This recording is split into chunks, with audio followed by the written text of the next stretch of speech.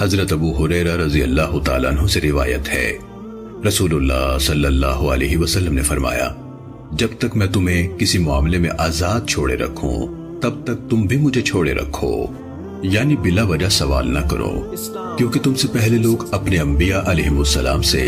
سوالات کرنے اور پھر ان کے احکام کی مخالفت کرنے کی وجہ سے ہی ہلاک ہوئے۔ لہٰذا جب میں تمہیں کسی کام کا حکم دوں تو حسب ہمت اس کی تعمیل کرو، اور جب کسی کام سے منع کر دوں تو اس سے رک جاؤ۔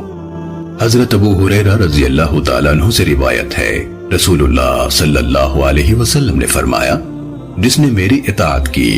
اس نے اللہ کی اطاعت کی، اور جس نے میری نافرمانی کی اس نے اللہ کی نافرمانی کی۔